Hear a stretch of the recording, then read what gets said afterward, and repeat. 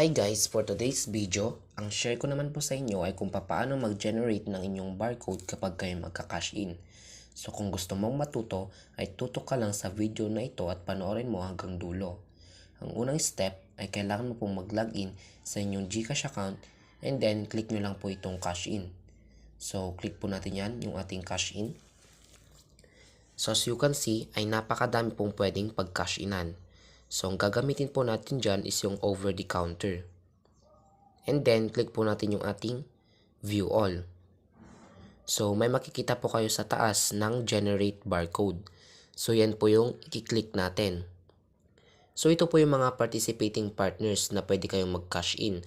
At pwede yung ipa-scan ang barcode sa mga cashier para doon kayo magbayad at mag-cash in and then pa-scan nyo yung ma-generate na barcode. So, i-click po natin yung ating generate barcode. So, bago tayo pumunta sa susunod na step, ay huwag mong kalimutang mag-subscribe sa aming channel Tara G at i-click mo na din ang notification bell para updated kayo lagi sa mga latest upload namin. So, balik tayo sa topic kung paano nga ba mag-generate ng barcode kapag kayo magka-cash in. So, ang susunod na step ay itatype mo dito yung amount, enter yung amount na gusto mong ipa-cash in, and then may nakanote po dito, please check the amount before you proceed to generate your code. For example, ang gusto nating i-cash in is 1,000 via sa over the counter. And then, click po natin yung ating generate code.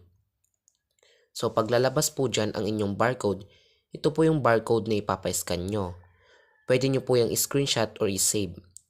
Ito rin yung reference number. And please note na meron pong validity. So, kailangan po makapag-cash in po kayo bago mag-expire yung inyong barcode na i-generate ninyo. Kung mag-expired siya, kailangan nyo ulit mag-generate ng bagong barcode. Unique po itong barcode every transaction. So halimbawa, pupunta kayo sa Pure Gold, pupunta kayo sa LBC, pupunta kayo sa Ministop, or Alphamart, or sa ibang merchants na magka-cash in kayo.